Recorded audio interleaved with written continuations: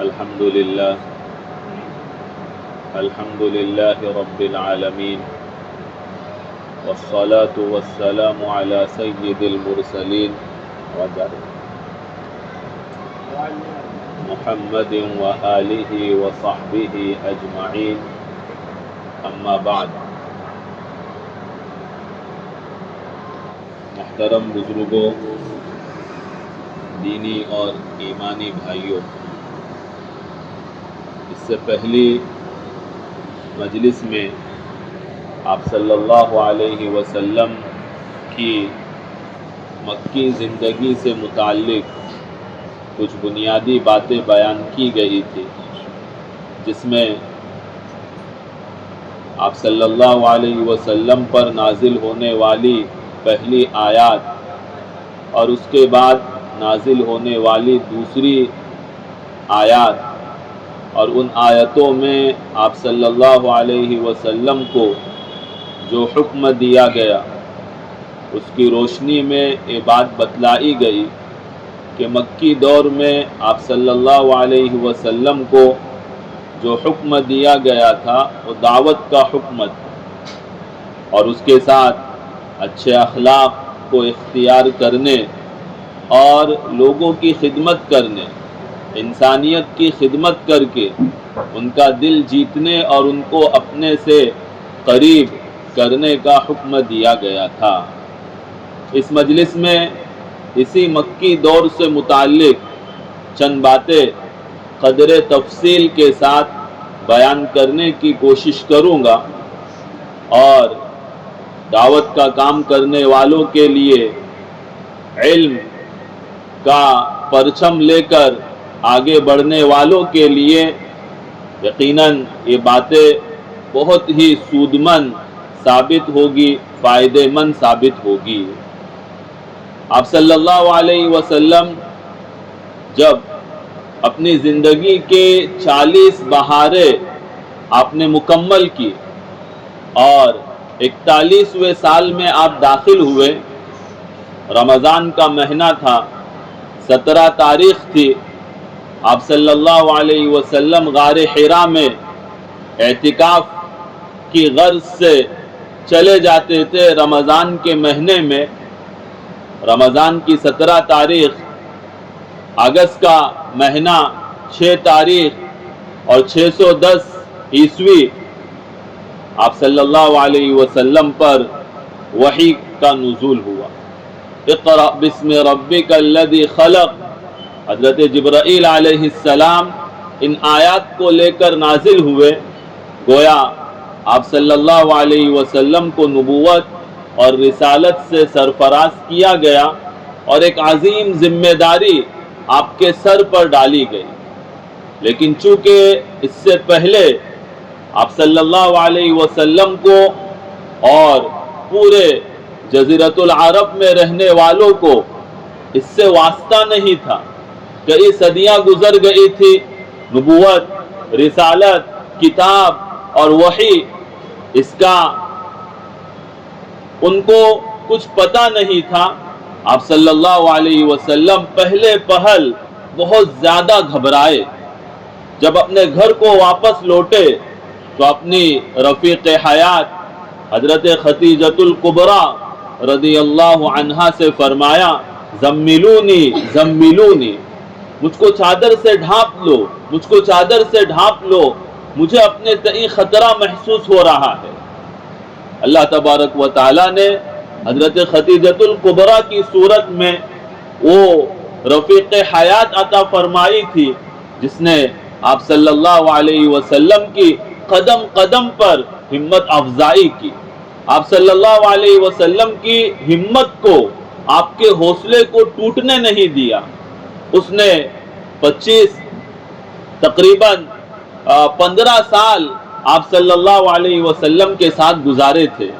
اس نے آپ صلی اللہ علیہ وسلم کی زندگی کی ہر ایک ادا کو دیکھا تھا۔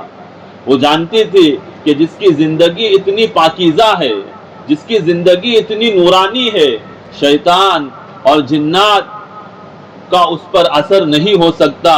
جب آپ نے یہ کہا مجھے اپنے تئیں ڈر محسوس ہو رہا ہے، تو اس نے فوراً کہا کلا واللہ لا یخزیک اللہ ابدا، ہرگز نہیں، بخدا اللہ آپ کو کبھی رسوا نہیں کرے گا، انک لتصل الرحیم، آپ تو صلہ رحمی کرتے ہیں، وتحمل الکل، آپ بوجھ اٹھاتے ہیں، وتکسب المعدوم، آپ فقیروں کو غریبوں کو کما کر کھلاتے ہیں، وتعین علی نوائب الحق، آپ پریشان حال لوگوں کی، مصیبت زدہ لوگوں کی مدد کرنے والے ہیں، اللہ آپ کو کیسے رسوا کرے گا؟ یہ پہلا موقع تھا جب حضرت خدیجہ رضی اللہ عنہا نے آپ صلی اللہ علیہ وسلم کا وہ ساتھ دیا جس کو تاریخ میں اور آپ صلی اللہ علیہ وسلم کی سیرت میں سنہرے الفاظ سے لکھا گیا، اور اس کے بعد سے لے کر اپنی وفات تک حضرت خدیجہ رضی اللہ عنہا آپ صلی اللہ علیہ وسلم کے شانہ بشانہ کھڑی رہی۔ ہر موقع پر حضرت خدیجہ نے آپ صلی اللہ علیہ وسلم کا ساتھ دیا، اور جب آپ صلی اللہ علیہ وسلم نے ان کے سامنے ساری حقیقت بیان کی تو سب سے پہلی عورت ہے اور اس اسلام کے دور کی سب سے پہلی شخص ہے جو آپ صلی اللہ علیہ وسلم پر ایمان لے آئی، جس نے اسلام قبول کیا۔ پھر ان کے بعد حضرت علی رضی اللہ عنہ جو آپ صلی اللہ علیہ وسلم کے گھر ہی میں رہتے تھے، وہ اسلام لے آئے۔ حضرت زید بن حارثہ جو آپ صلی اللہ علیہ وسلم کے متبنہ تھے، اس کا ایک تفصیلی واقعہ ہے جس کو بیان کرنے کا یہ موقع نہیں ہے، وہ ایمان لے آئے، اور حضرت ابو بکر رضی اللہ عنہ ایمان لے آئے۔ یہ اس بات کی گواہی تھی کہ آپ صلی اللہ علیہ وسلم نبی برحق ہے، نبی برحق ہے، اس بات کی گواہی تھی۔ اور پھر حضرت ابو بکر رضی اللہ عنہ کی دعوت پر اور بہت سے افراد ایمان لے آئے، حضرت عثمان ابن عفان رضی اللہ عنہ،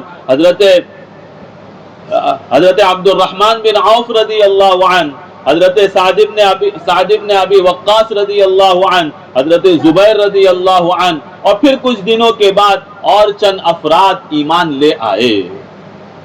لیکن 3 سال تک وحی کا سلسلہ رکا رہا۔ پہلی وحی غار حرا میں اتری، اقرأ بسم ربک الذی خلق کے عنوان سے، لیکن اس کے بعد 3 سال کا عرصہ ایسا گزرا جس میں کوئی وحی نازل نہیں ہوئی۔ 3 سال کے بعد آپ صلی اللہ علیہ وسلم پر وحی آئی اور آپ کو حکم دیا گیا، فاصدع بما تؤمر واعرض عن المشرکین، کہ جس چیز کا آپ کو حکم دیا جا رہا ہے اس کا اعلان کرو۔ اب وہ دور ختم ہو چکا ہے، وہ دور گزر چکا ہے جس دور میں آپ پر وحی نازل نہیں کی گئی، اب آپ کو حکم دیا جا رہا ہے کہ آپ اعلان کرو۔ اب اس کے بعد ایک نیا دور شروع ہوتا ہے، دعوت کے اعلان کا دور۔ وہ دعوت جس کا تذکرہ سورہ مدثر میں گزرا، یا ایھا المدثر قم فانذر وربک فکبر وثیابک فطہر والرجز فہجر، اٹھو فانذر، اور اعلان کرو، لوگوں کو ڈراؤ شفقت کے ساتھ، نرمی کے ساتھ، پیار اور محبت کے ساتھ، اور اپنے رب کی بڑائی بیان کرو، اور بتوں کی عبادت کو چھوڑ دو، اس کو ترک کر دو۔ کہاں کہ اس دعوت کا اعلان کر دو۔ اب آپ صلی اللہ علیہ وسلم نے اس دعوت کے اعلان کے لیے جس جگہ کا انتخاب کیا ہے، واقعی وہ ایسی جگہ تھی کہ جہاں سے پوری قوم کو مخاطب کیا جا سکتا تھا۔ اس میں دعوت کا کام کرنے والوں کے لیے بڑی رہنمائی ہے کہ دعوت کا کام کرنے کے لیے ایک ایسی جگہ کا انتخاب کیا جائے جہاں سے ہم آسانی کے ساتھ پوری قوم کو مخاطب کر سکتے ہیں، پوری قوم کو تک دعوت پہنچا سکتے ہیں۔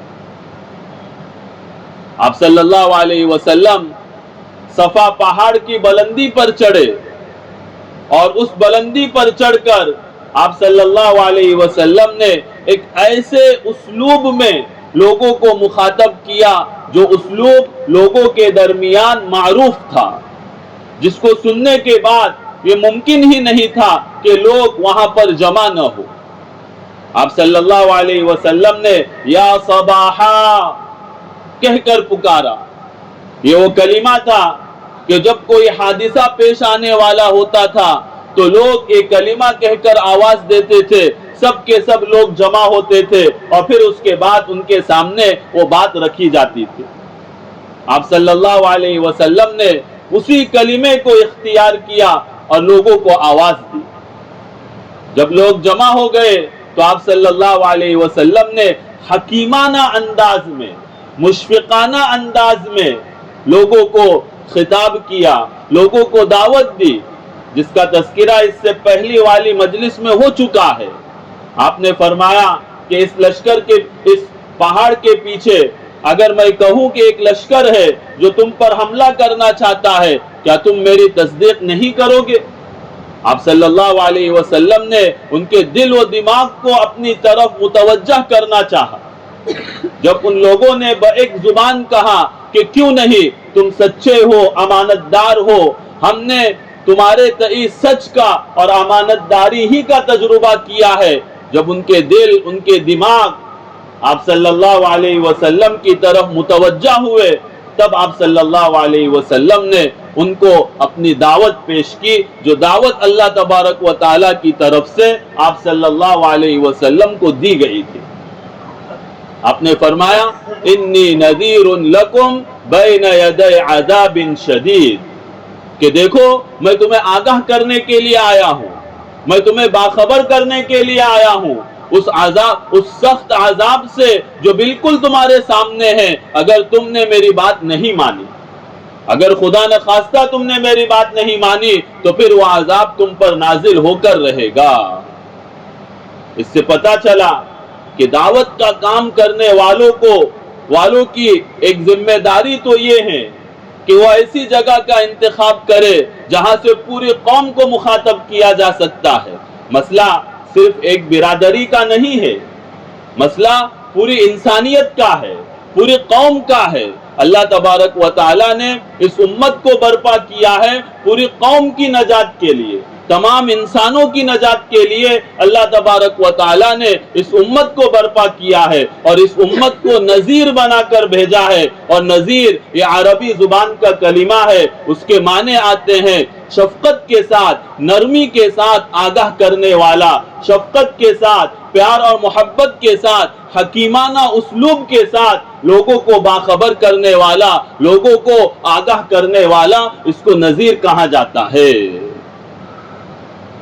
تو ایسی جگہ کا انتخاب کیا جائے جہاں سے ہم پوری قوم کو مخاطب کر سکتے ہیں، اس لیے کہ جب تک ہم پوری قوم کو مخاطب نہیں کریں گے، جب تک تمام انسانوں کو مخاطب کر کے ان کو اللہ کا پیغام نہیں پہنچائیں گے، اس وقت تک حجت تمام نہیں ہوگی، اور جب تک حجت تمام نہیں ہوگی اللہ کی مدد نازل نہیں ہوگی، اللہ کی مدد نازل نہیں ہوگی۔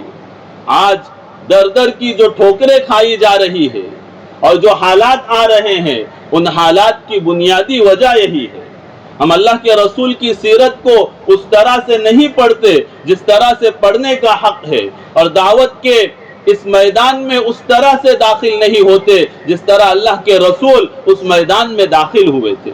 اور دوسری بات جو سمجھ میں آتی ہے وہ یہ کہ دعوت کا اسلوب حکیمانہ اسلوب ہو، مشفقانہ اسلوب ہو، پیار اور محبت والا اسلوب ہو، جو کہ آپ صلی اللہ علیہ وسلم نے اختیار فرمایا، یہ کہہ کر کہ اگر میں تم کو بتاؤں کہ اس پہاڑ کے پیچھے ایک لشکر ہے جو تم پر حملہ کرنا چاہتا ہے، کیا تم میری تصدیق نہیں کرو گے؟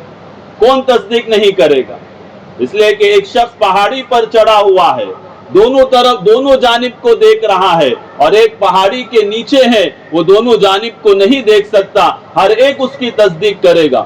عقل اور دماغ کو اپنی طرف متوجہ کرنا ہے، دل اور دماغ کو اپنی طرف متوجہ کرنا ہے، تاکہ جو بات سنی جائے، جو بات کہی جائے، وہ دل و دماغ کو متاثر کرے۔ ہمیں اپنی صلاحیت کو اس طرح سے بنانا ہے۔ یہ ضروری نہیں ہے کہ اس کے لیے مدرسے میں پڑھنے والا ہی ہو، اسکول میں پڑھنے والے، کالج میں پڑھنے والے اور اپنے اپنے کاروبار میں مشغول لوگ بھی اس اسلوب کو اختیار کر کے اپنی دعوت کو اللہ کے بندوں تک پہنچا سکتے ہیں۔ جب آپ صلی اللہ علیہ وسلم نے یہ کام پورا کیا تو اکثر لوگوں نے آپ کی بات کو تو سنا، لیکن چند لوگ تھے جنہوں نے آپ کی مخالفت کی اور آپ کو برا بھلا کہا۔ بات آئی گئی ہو گئی، لیکن دن بدن آپ صلی اللہ علیہ وسلم پر ایمان لانے والے افراد کا اضافہ ہوتا گیا، اور آپ صلی اللہ علیہ وسلم کی دعوت کا دائرہ بڑھتا چلا گیا، اور آپ صلی اللہ علیہ وسلم نے اللہ کی توحید کے ساتھ، اللہ کی ربوبیت کے ساتھ، اللہ کی وحدانیت کے ساتھ یہ بات بھی کہی کہ جن کی تم پوجا کرتے ہو وہ نہ فائدہ پہنچا سکتے ہیں، نہ نقصان پہنچا سکتے ہیں، اور نہ ہی ان کے ہاتھ میں، ان کے قبضے میں کوئی چیز ہے۔ جب بات یہاں تک بڑھ گئی تو پھر جو اس علاقے یا اس ملک کے زور آور لوگ تھے، انہوں نے آپ صلی اللہ علیہ وسلم کے خلاف ایکشن لیا، آپ صلی اللہ علیہ وسلم کے نام گویا سمن جاری کر دیا، ایکشن لیا، اور ایک وفد لے کر آپ کے چچا ابو جہل کے پاس آئے، اور ابو جہل سے کہا، ابو طالب کے پاس آئے، ابو جہل نہیں، ابو طالب کے پاس آئے، اور ابو طالب سے کہا کہ دیکھو تمہارا بھتیجا کیا کر رہا ہے، اس نے ہماری قوم کو تقسیم کر دیا ہے، ہماری قوم کو بانٹ کر رکھ دیا ہے، اور وہ ہمارے معبودوں کی توہین کرتا ہے، ہمارے معبودوں کو برا بھلا کہتا ہے، ہمارے معبودوں کی شان میں گستاخی کرتا ہے، آپ اس کو سمجھائیے ورنہ پھر ہمارا غصہ اس پر نازل ہوگا۔ یہ وفد ابو طالب کے پاس آیا، اور یہ سب کے سب زور آور لوگ تھے، طاقتور لوگ تھے جو آپ کے پاس آئے۔ ابو طالب نے آپ صلی اللہ علیہ وسلم کو بلایا، اور آپ صلی اللہ علیہ وسلم سے ساری حقیقت بیان کی کہ تمہاری قوم کے طاقتور لوگ آئے تھے اور انہوں نے ایسی ایسی بات کہی ہے، دیکھو مجھ پر بھی رحم کرو اور اپنے آپ پر بھی رحم کرو، میں زندگی کے آخری اسٹیج میں ہوں، میں کب تک تمہارا دفاع کر سکتا ہوں۔ لیکن اللہ تبارک و تعالی نے آپ کو داعی بنا کر بھیجا تھا، آپ صلی اللہ علیہ وسلم پر اللہ کا پیغام اتر رہا تھا، اور آپ صلی اللہ علیہ وسلم کے دل میں گویا دعوت کی آگ لگی ہوئی تھی۔ جب ابو طالب نے آپ صلی اللہ علیہ وسلم سے یہ کہا تو بسا اوقات ایسا ہوتا ہے کہ جب گھر والے منع کرتے ہیں تو آدمی رک جاتا ہے، آدمی اپنے کام کو درمیان میں چھوڑ دیتا ہے، لیکن یہ کام ایسا نہیں تھا کہ جس کو درمیان میں چھوڑا جائے۔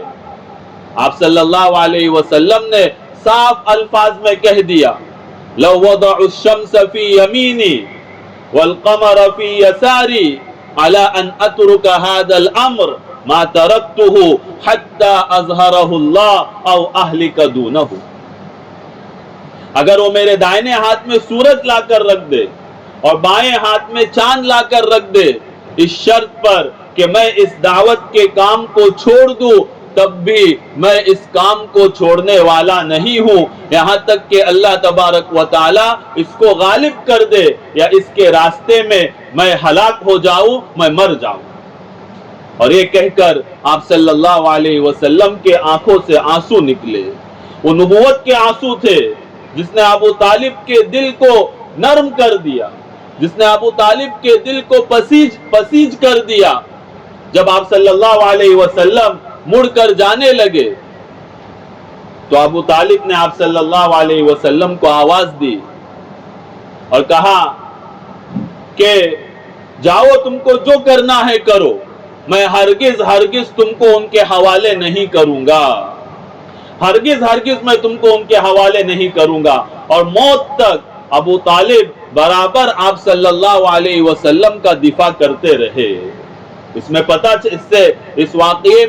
اس واقعے سے اس بات کا بھی پتہ چلتا ہے کہ دعوت کا کام کرنے والوں کو چاہیے کہ وہ اپنا دفاع کرنے والی جماعت کو بھی تیار کرے، خواہ اس کا تعلق دوسرے دین والوں سے ہی کیوں نہ ہو، اپنا دفاع کرنے والی ایک جماعت کو بھی تیار رکھے تاکہ ضرورت کے وقت وہ ان کا دفاع کر سکے۔ اب آپ صلی اللہ علیہ وسلم نے دعوت کا کام پہلے سے زیادہ تیز کر دیا۔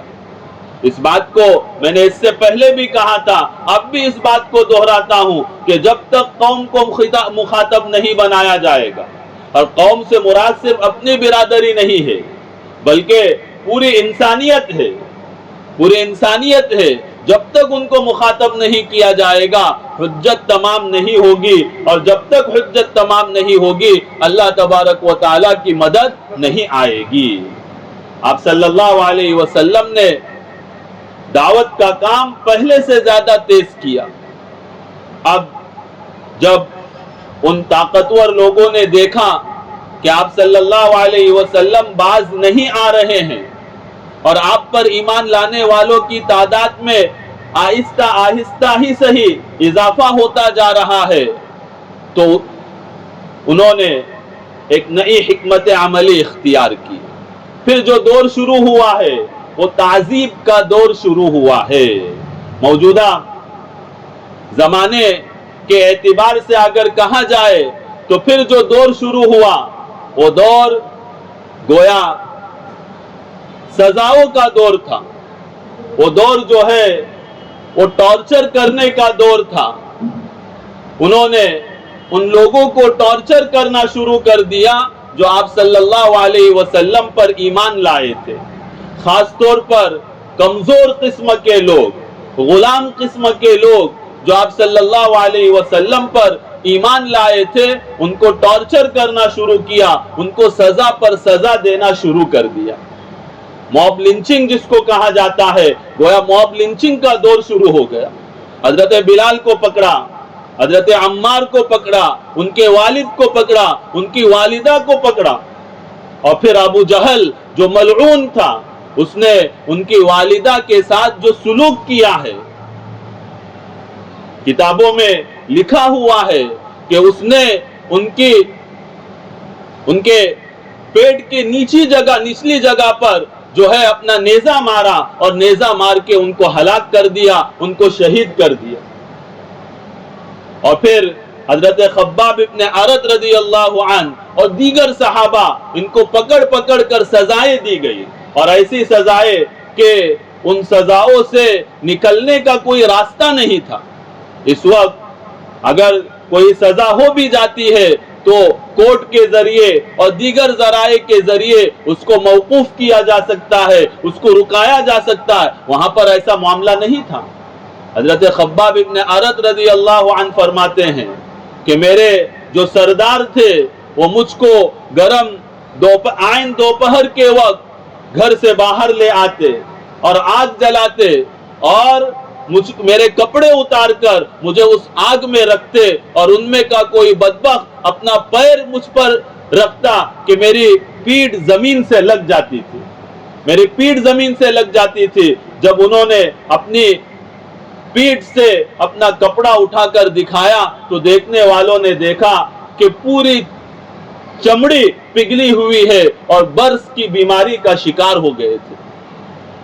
ایسی سزائیں حضرت بلال رضی اللہ عنہ کے ساتھ کیا کیا گیا، اور دیگر صحابہ کے ساتھ کیا کیا گیا، خود حضرت ابوبکر رضی اللہ عنہ کو کس قدر مارا گیا، آپ صلی اللہ علیہ وسلم کے ساتھ کیا معاملہ کیا گیا۔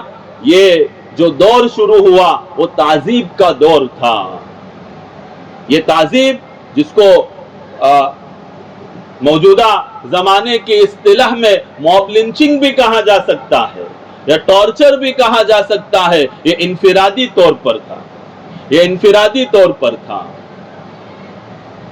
جب اس سے بھی بات نہیں نکلی، مکہ کے جو طاقتور لوگ تھے انہوں نے دیکھا کہ اتنی سزا دینے کے باوجود بھی جب ان سے کہا جاتا ہے کہ اسی حالت میں مرو یا پھر لات و عزا کی عبادت کرو، تب بھی ان میں کا ہر فرد یہی کہتا تھا احد احد، کہ اللہ ایک ہے، اللہ ایک ہے۔ ان ساری تکلیفوں کے باوجود جب انہوں نے دیکھا کہ یہ لوگ دھس سے مس ہونے کے لیے تیار نہیں ہے، اس دین کو چھوڑنے کے لیے تیار نہیں ہے، تو پھر افہام و تفہیم کا دور شروع ہوا۔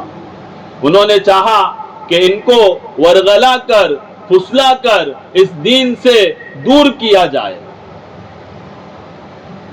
اس کے لیے انہوں نے عتبہ نامی ایک شخص کو آپ صلی اللہ علیہ وسلم کے پاس بھیجا۔ وہ آپ صلی اللہ علیہ وسلم کے پاس آیا اور آپ صلی اللہ علیہ وسلم سے کہا کہ دیکھو، تم جو دعوت لے کر آئے ہو، تم جو دین لے کر آئے ہو، اس نے پورے جزیرۃ العرب کو تتر بتر کر کے رکھ دیا ہے۔ اگر تم اپنے اس دین کے ذریعے مال و دولت چاہتے ہو تو ہم تمہارے لیے مال و دولت کو جمع کرنے کے لیے تیار ہیں، جتنا چاہے ہم تم کو وہ مال و دولت دینے کے لیے تیار ہیں۔ اگر تم عزت چاہتے ہو، کوئی بڑا مقام و مرتبہ چاہتے ہو تو ہم تمہیں اپنا بادشاہ بنانے کے لیے تیار ہیں۔ کوئی بھی کام تم سے پوچھے بغیر نہیں ہوگا، اور اگر کوئی تکلیف ہے، کوئی جنون ہے تو ہم اس کا علاج کرنے کے لیے بھی تیار ہے۔ جب عتبہ کی بات پوری ہوئی تو آپ صلی اللہ علیہ وسلم نے اس سے کہا کہ آپ میری بات سنو، اب میری بات سنو، اس لیے کہ افہام و تفہیم دو طرفہ ہوتا ہے، ایک طرفہ نہیں ہوتا۔ آپ نے فرمایا کہ میری بات سنو، اور پھر آپ صلی اللہ علیہ وسلم نے کیا کیا؟ سورہ فصلت جو 25ویں پارے میں ہے، اس کی تقریباً 3 رکوع یا 4 رکوع کی تلاوت کی آپ صلی اللہ علیہ وسلم نے اس کے سامنے 4 رکوع اس کو پڑھ کر سنائے۔ جب سجدے کی آیت پر پہنچے تو آپ صلی اللہ علیہ وسلم نے سجدہ کیا، اور جب آپ نے قرآن کی تلاوت شروع کی تو عتبہ نے اپنا سر جھکا لیا اور آپ صلی اللہ علیہ وسلم کی تلاوت کو غور سے سننے لگا۔ جب آپ تلاوت کر کے فارغ ہو گئے تو عتبہ آپ کی مجلس سے اٹھا اور اپنے لوگوں کی مجلس میں آیا۔ اس کا چہرہ بدلا ہوا تھا۔ لوگوں نے جب اس کو دیکھا تو دیکھتے ہی سمجھ گئے کہ عتبہ جس چہرے کے ساتھ گیا ہوا ہے، آتے وقت اس کا وہ چہرہ نہیں ہے، اس کا چہرہ بدل گیا ہے۔ جب وہ مجلس میں پہنچا تو لوگوں نے پوچھا کیا بات ہوئی ہے؟ اس نے سارا واقعہ بیان کیا، اور واقعہ بیان کر کے کہا کہ محمد ایک ایسا کلام سناتے ہیں، ایک ایسا کلام پیش کرتے ہیں، نہ وہ جادو ہے، نہ کہانت ہے، نہ اس میں جنون ہے۔ لہذا میری رائے تو یہ ہے کہ تم اس کو اس کے حال پر چھوڑ دو۔ تو لوگ اس کو برا بلا کہنے لگے، اس کو کوسنے لگے۔ تو عتبہ نے کہا کہ پھر تم جانو اور تمہارا معاملہ جانے، میری رائے تو یہ ہے کہ محمد کو اس کے حال پر چھوڑ دو۔ جب افہام و تفہیم سے بھی کوئی راستہ نہیں نکلا تو پھر اجتماعی تعذیب کا دور شروع ہوا۔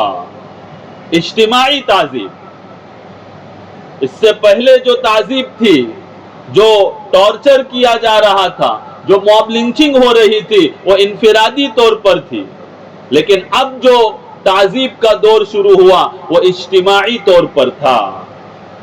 یہ دور شروع ہونے سے پہلے جب آپ صلی اللہ علیہ وسلم کو اس کا احساس ہوا تو آپ صلی اللہ علیہ وسلم نے اپنے صحابہ سے کہا کہ تم میں سے جو حبشہ کی طرف ہجرت کر سکتا ہے وہ حبشہ کی طرف چلا جائے، وہاں کا بادشاہ بڑا نیک دل ہے۔ تو ابتدا میں چند لوگوں نے، تقریباً 6 یا 12 لوگوں نے حبشہ کی طرف ہجرت کی سن 5 نبوی میں۔ آپ صلی اللہ علیہ وسلم کو نبوت ملنے کے بعد 5ویں سال میں، اور پھر 6 سال میں کچھ اور لوگوں نے، اور 6 سال ختم ہوتے ہوتے تک تقریباً 80-82 لوگوں نے حبشہ کی طرف ہجرت کی۔ جو دشمن تھا آپ کا اور آپ پر ایمان لانے والوں کا، وہ حبشہ بھی پہنچا، اور حبشہ کے بادشاہ کو ورغلانے کی کوشش کی، کہ کسی طرح ان لوگوں کو واپس اپنے ملک واپس لایا جائے تاکہ ان کو اور زیادہ سزا دی جائے. لیکن وہاں کا بادشاہ رحم دل تھا، نیک دل انسان تھا. اس نے جب مسلمانوں کی بات سنی تو کفار اور مشرکین کے جو قاصد آئے تھے ان کو اپنے ملک سے نکال دیا اور مسلمانوں کو اپنے ملک میں رہنے کی اجازت دی. اور مسلمان تقریباً 12 سال وہاں پر رہے حبشہ میں، اور سن 7 ہجری میں وہ مدینہ منورہ کو واپس ہوئے ہیں. اب یہاں پر مکہ مکرمہ میں جو مسلمان تھے ان کے اجتماعی تعذیب کا دور شروع ہوا. وہ اجتماعی تعذیب کیا تھی؟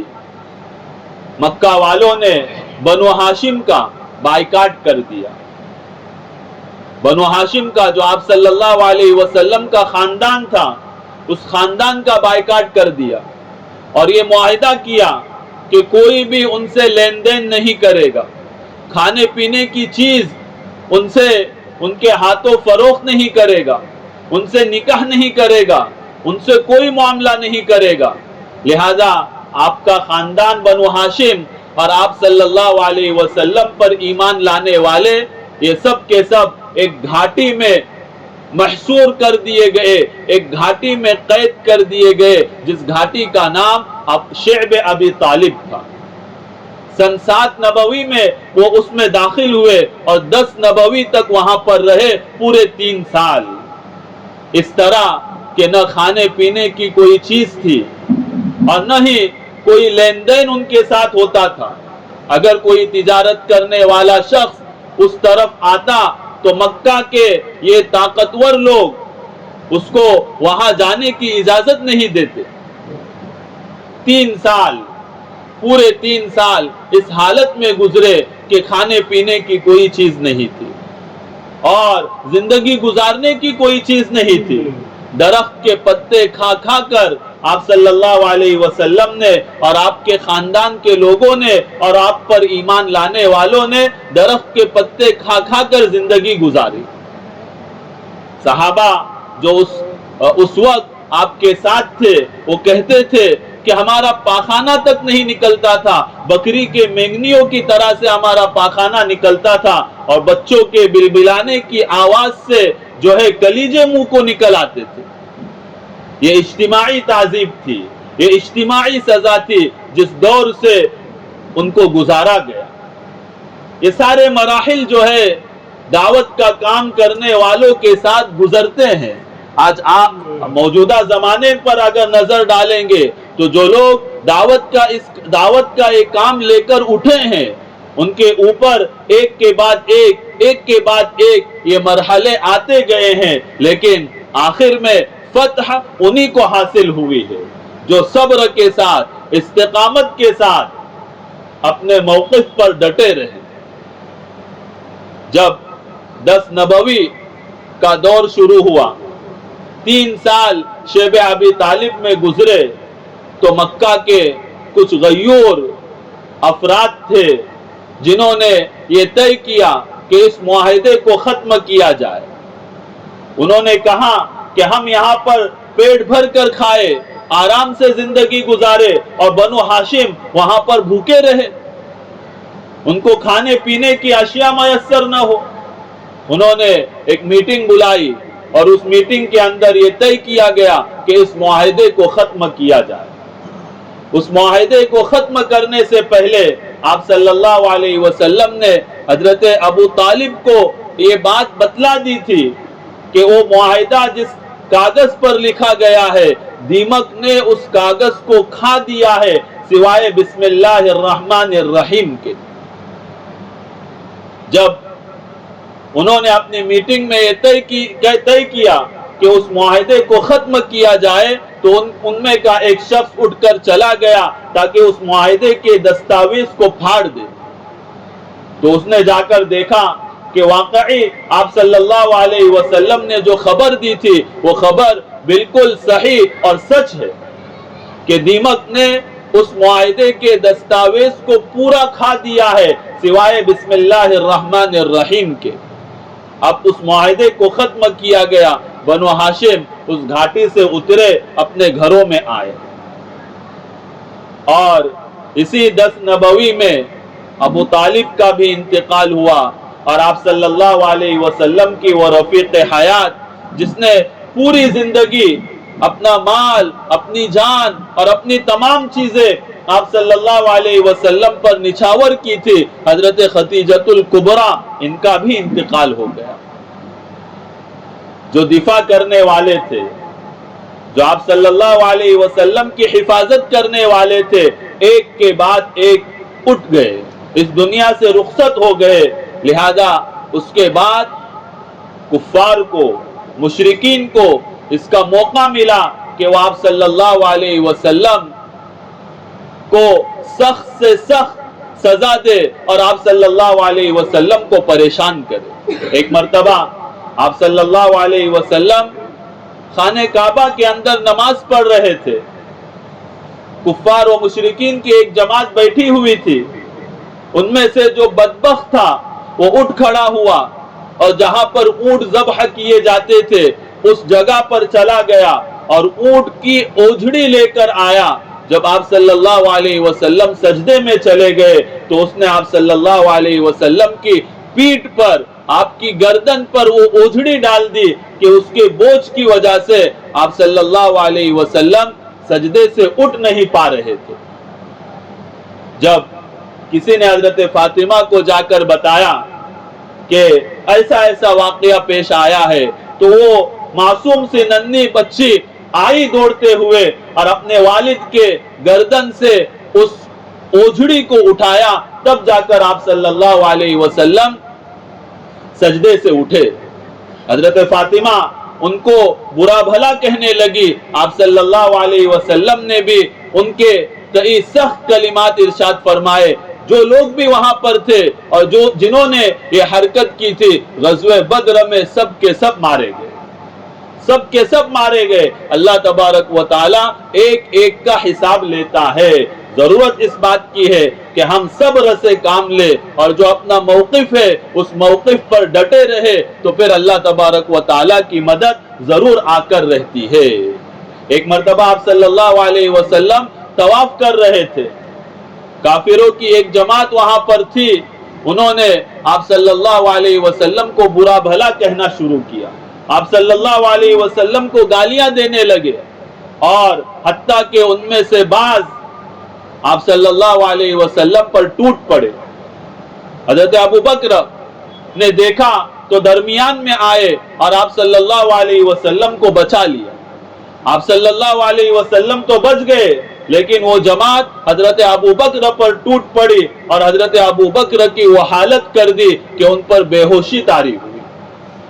کسی طرح ان کے گھر والے یا ان کے قبیلے والے، خاندان والے ان کو لے کر ان کے گھر آئے۔ جب بے ہوشی سے افاقہ ہوا شام کے وقت، تو سب سے پہلے جو کلمہ زبان سے نکلا ہے وہ یہ تھا کہ آپ صلی اللہ علیہ وسلم کیسے ہیں۔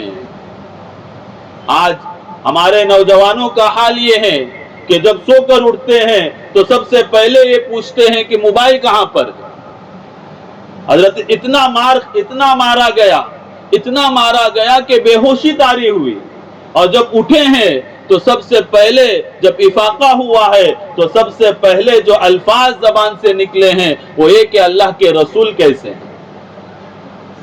لوگوں کو ترس آیا کہ آپ کی حالت جو ہے ناگفتہ بھی ہی ہے، مرنے کے قریب ہے، اور خبر لے رہے ہیں کس کی؟ اللہ کے رسول کی۔ ام جمیل نامی ایک عورت تھی جو اسلام لا چکی تھی، اس نے کہا کہ اللہ کے رسول ٹھیک ہے۔ دوسرا جملہ کہا کہ میں نے یہ نظر مانی ہے کہ جب تک اللہ کے رسول کے چہرے انور کو نہیں دیکھوں گا نہ کچھ کھاؤں گا نہ پیوں گا، نہ کچھ کھاؤں گا نہ پیوں گا جب تک کہ اللہ کے رسول صلی اللہ علیہ وسلم کے چہرے انور کو نہیں دیکھوں گا۔ ہمارے بچے جب ناراض ہوتے ہیں تو کہتے ہیں کہ جب تک موبائل نہیں دیکھوں گا کھانا نہیں کھاؤں گا۔ آج صورتحال یہ ہے۔ کہا کہ جب تک اللہ کے رسول کے چہرے انور کو نہیں دیکھوں گا اس وقت تک نہ کھاؤں گا نہ پیوں گا. ضعف طاری ہے, کمزوری طاری ہے. جب کچھ اندھیرا ہوا تو ان کی والدہ نے اور ام جمیل نے کسی طرح پکڑ کر آپ صلی اللہ علیہ وسلم کے گھر لے کر آئے. جب آپ صلی اللہ علیہ وسلم کو بتلایا گیا تو آپ صلی اللہ علیہ وسلم کو خوشی ہوئی اور آپ نے آخری دور میں کہا تھا ما نفعنی مال احد ما نفعنی مال ابی بکر, مجھے کسی کے مال نے اتنا فائدہ نہیں پہنچایا جتنا کہ ابو بکر کے مال نے مجھ کو فائدہ پہنچایا, اور میں نے اپنے تمام صحابہ کا بدلہ ادا کیا ہے سوائے ابو بکر کے. ابو بکر کا بدلہ اللہ تبارک و تعالی ادا کرے گا. ایسے افراد کا ہونا بھی ضروری ہے جو اپنے قائد اور اپنے مرشد پر اپنی جان, اپنا مال, اپنی اولاد, اپنے ماں باپ, اپنا سب کچھ قربان کرے. ایسے افراد کا ہونا بھی ضروری ہے. اللہ تبارک و تعالیٰ نے آپ صلی اللہ علیہ وسلم کو ایسے افراد عطا فرمائے, تب جا کر یہ سلسلہ ہم تک پہنچا ہے, اور آگے بھی اسی طرح یہ سلسلہ جاری رہے گا, یہ سلسلہ بڑھتا رہے گا. اگر ہم نہیں تو اللہ تبارک و تعالیٰ کسی اور کو پیدا کرے گا. یہ ہماری خوش نصیبی ہے, یہ ہماری سعادت ہے کہ اللہ تبارک و تعالیٰ ہم سے کام لے, ورنہ اللہ تبارک و تعالیٰ کے خزانوں میں کوئی کمی نہیں ہے. قرآن کریم کی بہت ساری آیتیں ہیں جو اس بات پر دلالت کرتی ہے. جب ابو طالب اور حضرت خدیجہ کا انتقال ہوا تو قریش اور مکہ والوں کی طرف سے آپ صلی اللہ علیہ وسلم پر اور آپ پر ایمان لانے والوں پر تکلیفوں کا سلسلہ بڑھ گیا. تو آپ نے سوچا کہ قریب میں طائف کا علاقہ ہے, وہاں پر جا کر وہاں کے لوگوں کو دعوت دوں, ہو سکتا ہے وہ ایمان لے آئے تو ہمارا دفاع کرنے والے افراد ہم کو میسر آئے. اس غرض سے آپ صلی اللہ علیہ وسلم مکہ سے نکلے طائف کی طرف پیدل. نہ کوئی سواری تھی اور نہ کھانے پینے کا کوئی انتظام تھا. اللہ تبارک و تعالیٰ کے بھروسے آپ صلی اللہ علیہ وسلم پیدل روانہ ہوئے. کچھ دنوں کے بعد جب طائف پہنچے اور طائف کے سرداروں سے ملے اور ان کے سامنے دعوت پیش کی, اللہ کے پیغام کو پیش کیا, تو جو آپ صلی اللہ علیہ وسلم نے سوچا تھا معاملہ اس کے برعکس نکلا. وہ سردار بڑے بدبخت ثابت ہوئے. جس طرح آپ نے سوچا تھا اس کے برعکس معاملہ ہوا. انہوں نے آپ صلی اللہ علیہ وسلم کو برا بھلا کہا, اور صرف اتنا ہی نہیں بلکہ اپنے شہر کے بدماش اور اوباش قسم کے لوگوں کو آپ صلی اللہ علیہ وسلم پر مسلط کیا, جو راستے کے دونوں طرف کھڑے ہو کر آپ صلی اللہ علیہ وسلم پر پتھر مار رہے تھے, آپ صلی اللہ علیہ وسلم پر اپنے جوتے مار رہے تھے, آپ صلی اللہ علیہ وسلم کو گالیاں دے رہے تھے. نتیجہ صورتحال یہ ہوئی کہ آپ صلی اللہ علیہ وسلم پورے لہو لہان ہو گئے, خون سے لت پت ہو گئے. اور جب کچھ افاقہ ہوا, جب ان اوباشوں سے بچ کر آگے نکلے تو خون سے لت پت کمزوری کی وجہ سے آپ صلی اللہ علیہ وسلم پر غشی کی کیفیت تھی. ایک کھجور کے درخت کے نیچے بیٹھے تھے کہ حضرت جبرائیل تشریف لائے, اور حضرت جبرائیل کے ساتھ وہ فرشتہ آیا جس کے ذمے پہاڑوں کی خدمت تھی. پہاڑوں کا انتظام جس فرشتے کے سپرد تھا, وہ فرشتہ حضرت جبرائیل کے ساتھ آیا اور کہنے لگا کہ اے محمد صلی اللہ علیہ وسلم, اگر آپ کا حکم ہو تو میں ان دو پہاڑوں کو ملا دوں جن دو پہاڑوں کے درمیان طائف کا یہ قبیلہ پیس کر رہ جائے. اگر آپ کا حکم ہو. تو آپ صلی اللہ علیہ وسلم نے فرمایا کہ نہیں, ایسا ہرگز نہیں ہوگا. اگر یہ لوگ میری بات کو نہیں مان رہے ہیں تو مجھے اللہ کی ذات سے قوی امید ہے کہ ان کی نسل میں ایسے افراد پیدا ہوگے جو اللہ تبارک و تعالیٰ کی بات کو مانیں گے، اللہ تبارک و تعالیٰ کے پیغام کو قبول کریں گے اور اللہ تبارک و تعالیٰ کے دین کی دعوت کے کام کو لے کر آگے بڑھیں گے۔ اور ایسا ہی ہوا کہ اس کے بعد طائف کا وہ قبیلہ ایمان لے آیا اور انہوں نے اللہ تبارک و تعالیٰ کے دین کی دعوت کے کام میں اپنا جو رول تھا وہ رول ادا کیا۔ لیکن اس موقع پر آپ صلی اللہ علیہ وسلم بڑے غمزدہ تھے، بڑے دکھی تھے، بڑے غمگین تھے، اور آپ صلی اللہ علیہ وسلم نے اللہ تبارک و تعالیٰ سے جو دعا فرمائی ہے وہ بڑی بہترین اور بڑی پیاری دعا تھی۔ اللہم انی اشکو الیک ضعف قوتی وقلت حیلتی وہوانی الی الناس۔ اے اللہ میری شکایت بس تجھ سے ہے، اے اللہ میں اپنے کمزوری کی شکایت کرتا ہوں اور لوگوں کے درمیان اپنے حقارت کی شکایت کرتا ہوں۔ یا رب المستضعفین، اے کمزوروں کے پروردگار، الی من تکلنی، تو مجھے کس کے حوالے کرتا ہے؟ الی بعید یتجہمنی، کسی ایسے دور دراز علاقے میں رہنے والے کے جو مجھ سے صحیح سے بات تک نہیں کرتا، ترش روئی سے بات کرتا ہے، غصے سے بات کرتا ہے۔ آخر میں آپ صلی اللہ علیہ وسلم نے اس دعا کے آخر میں کہا کہ اگر تو مجھ سے ناراض نہیں ہے تو مجھے ان تکلیفوں کی کوئی پرواہ نہیں، تیری ناراضگی میرے نزدیک زیادہ محبوب، تیری رضامندی میرے نزدیک زیادہ محبوب ہے۔ یہ دعا فرما کر آپ صلی اللہ علیہ وسلم واپس مکہ مکرمہ آئے۔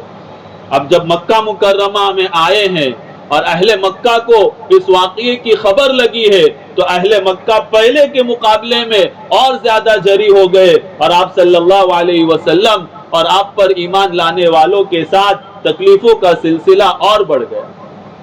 اسی موقع پر اللہ تبارک و تعالیٰ نے آپ کو معراج پر بلایا ہے اور اللہ تبارک و تعالیٰ نے اپنے قدرت کی وہ نشانیاں آپ صلی اللہ علیہ وسلم کو دکھائی ہے جو اس سے پہلے کسی نبی کو حاصل نہیں ہوئی۔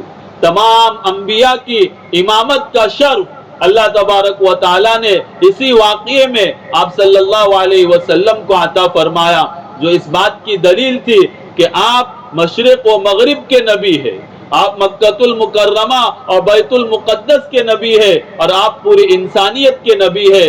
آپ کو برپا کیا گیا ہے نذیرا للعالمین، پوری دنیا کے انسانوں کو باخبر کرنے کے لیے، ان تک اللہ کا پیغام پہنچانے کے لیے۔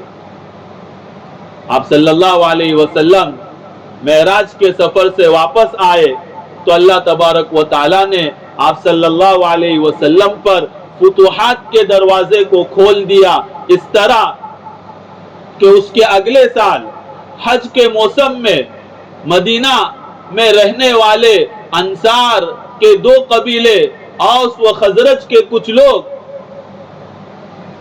حج کے موسم میں مکۃ المکرمہ آئے۔ آپ صلی اللہ علیہ وسلم سے ان کی ملاقات ہوئی تو آپ صلی اللہ علیہ وسلم نے ان کے سامنے دعوت کو پیش کیا، اللہ کے دین کو پیش کیا، انہیں دعوت دی کہ وہ اللہ کے نبی کو اللہ کا رسول مانے۔ اور چونکہ انصار کے لوگوں نے یہودیوں سے اس بات کو سن رکھا تھا کہ آخری دور میں ایک نبی آنے والا ہے، اس نبی کی یہ تعلیمات ہوگی، جب آپ صلی اللہ علیہ وسلم نے ان کے سامنے یہ دعوت پیش کی تو انہوں نے آپس میں کہا کہ یہودی جس نبی کی پیشن گوئی کر رہے تھے ہو نہ ہو یہ وہی نبی ہے، لہذا خیر اسی میں ہے کہ ہم اس نبی کی بات کو قبول کریں۔ لہذا وہ 6 لوگ آپ صلی اللہ علیہ وسلم پر ایمان لے آئے اور اپنے قبیلے میں واپس آئے مدینہ میں، اور اپنے قبیلے والوں کو اس کی خبر دی۔ کچھ لوگ ایمان لے آئے، اگلے سال 12 لوگ آئے حج کے موسم میں، وہ سب کے سب آپ صلی اللہ علیہ وسلم کے ہاتھوں پر ایمان لے آئے۔ اور پھر اس کے اگلے سال تقریباً 72 یا 82 لوگ مدینہ سے مکۃ المکرمہ آئے حج کے موسم میں، اور وہ ایمان لے آئے اور انہوں نے آپ صلی اللہ علیہ وسلم سے معاہدہ کیا یا آپ نے ان سے معاہدہ کیا اس بات پر کہ مکہ میں اسلام لانے والے مدینہ منورہ ہجرت کریں گے اور آپ صلی اللہ علیہ وسلم بھی مدینہ منورہ ہجرت کریں گے اور مدینہ کے رہنے والے آپ صلی اللہ علیہ وسلم کا دفاع کریں گے، آپ صلی اللہ علیہ وسلم کی حفاظت کریں گے جس طرح کہ وہ اپنے جان اور اپنے مال کی حفاظت کرتے ہیں۔ یہ وہ واقعہ تھا جہاں سے آپ صلی اللہ علیہ وسلم کی فتوحات اور اسلام کی فتوحات کا سلسلہ شروع ہوا۔ 13 سال تک آپ صلی اللہ علیہ وسلم مکہ میں رہے اور جو صورتحال تھی اس کو آپ کے سامنے بیان کیا گیا، لیکن اس کے آخری سالوں میں یعنی سن 12 نبوی اور 13 نبوی میں اللہ تبارک و تعالی نے آپ صلی اللہ علیہ وسلم پر اس طرح فتوحات کے سلسلے کو، فتوحات کے دروازے کو کھول دیا کہ اہل مدینہ ایمان لے آئے اور پھر آپ صلی اللہ علیہ وسلم نے مدینہ منورہ کی طرف ہجرت فرمائی۔ یہ آپ صلی اللہ علیہ وسلم کا مکی دور تھا جس کا خلاصہ یہ ہے کہ آپ نے دعوت کے لیے ایسی جگہ کا انتخاب کیا جہاں سے پوری قوم کو مخاطب کیا جا سکتا ہے، اور جو اسلوب اختیار کیا وہ بڑا حکیمانہ اسلوب تھا۔ اور پھر اس کے بعد انفرادی تعذیب کا دور شروع ہوا جس کو ٹارچر کہا جا سکتا ہے یا پھر موب لنچنگ کہا جا سکتا ہے، اور اس کے بعد کا جو دور آیا وہ اجتماعی تعذیب کا تھا۔ پورے خاندان کو اور تمام لوگوں کو جو آپ پر ایمان لے آئے تھے ایک گھاٹی میں قید کر دیا گیا، اس طرح کہ نہ کھانا پینا ہے نہ ضروریات زندگی ہے، اور اس کے بعد بھی تکلیفوں کا دور شروع رہا، لیکن آپ اور آپ پر ایمان لانے والے اپنے موقف پر ڈٹے رہے، صبر کے ساتھ جمے رہے اور احد احد پکارتے رہے کہ اللہ ایک ہے، اللہ ایک ہے، اور جو بھی ملنے والا آتا اس کے سامنے قرآن کریم کی تلاوت کرتے رہے، یہاں تک کہ اللہ تبارک و تعالی نے فتوحات کے دروازے کو کھول دیا۔ اس طرح کے مدینہ کے لوگ آئے اور انہوں نے آپ صلی اللہ علیہ وسلم سے معاہدہ کیا کہ ہم آپ کی حفاظت کریں گے، آپ ہمارے ملک میں تشریف لائے، ہمارے علاقے میں تشریف لائے، اور اس کے بعد پھر ہجرت کا واقعہ پیش آیا۔ اللہ تبارک و تعالی ہمیں آپ صلی اللہ علیہ وسلم کی اس سیرت کو سمجھنے کی توفیق عطا فرمائے کہ اس میں دعوت کا کام کرنے والوں کے لیے، علم کا پرچم لے کر اٹھنے والوں کے لیے بہترین نمونہ ہے کہ قدم قدم پر جو تکلیفیں آئے گی، جو پریشانیاں آئے گی، آپ صلی اللہ علیہ وسلم کی یہ سیرت ہمارے سامنے رہے گی تو ان تکلیفوں کو برداشت کرنا اور اس کو برداشت کر کے آگے بڑھنا اور اس کے نتیجے میں اللہ تبارک و تعالیٰ کی مدد کا انتظار کرنا اور اللہ کی مدد کا آنا، یہ ہم اپنی آنکھوں سے دیکھیں گے۔ اللہ تبارک و تعالیٰ ہمارے اس جمع ہونے کو بے انتہا قبول فرمائے، اور جس مقصد کے ساتھ ہم جمع ہوئے ہیں ہم اللہ تبارک و تعالیٰ اس مقصد میں ہمیں کامیابی عطا فرمائے۔ وآخر دعوانا ان الحمد للہ رب العالمین۔ اللهم صل على سيدنا محمد وعلى آل سيدنا محمد وبارك وسلم۔ اللهم لك الحمد كما ينبغي لجلال وجهك وعظيم سلطانك، لا إله إلا أنت سبحانك إني كنت من الظالمين۔ ربنا آتنا في الدنيا حسنة وفي الآخرة حسنة وقنا عذاب النار۔ ربنا لا تجعلنا فتنة للقوم الظالمين ونجنا برحمتك من القوم الكافرين۔ ربنا لا تزغ قلوبنا بعد إذ هديتنا وهب لنا من لدنك رحمة إنك أنت الوهاب۔ ربنا آتنا من لدنك رحمة وهيئ لنا من أمرنا رشدا۔ اے اللہ رحم کا، کرم کا، عافیت کا معاملہ فرما۔ اے اللہ ہمارے گناہوں کو، خطاؤں کو معاف فرما۔ اے اللہ گناہوں سے مکمل طور پر اجتناب کی توفیق عطا فرما۔ اے اللہ تیری اطاعت اور بندگی کرنے والا بنا۔ اے اللہ تیری اطاعت اور بندگی کرنے والا بنا۔ اے اللہ دین اسلام کو صحیح طور پر سمجھنے والا بنا۔ اے اللہ دین اسلام کو صحیح طور پر سمجھنے والا بنا، اس پر عمل کرنے والا بنا۔ اے اللہ اس پر عمل کرنے والا بنا۔ تیرے بندوں تک دین اسلام کو صحیح طور پر پہنچانے کی توفیق عطا فرما۔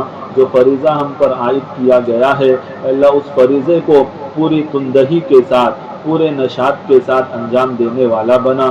جو کچھ کوتاہی ہو چکی ہے اے اللہ تو اس کو درگزر فرما۔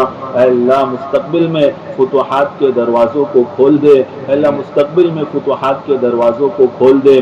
اے اللہ علم نور کے اس پلیٹ فارم سے جو کام شروع کیا گیا ہے اے اللہ تو اس کو بے انتہا قبول فرما۔ اے اللہ اس کے اچھے اثرات و نتائج مرتب فرما۔ اے اللہ اس کام کو دور دراز تک پہنچا۔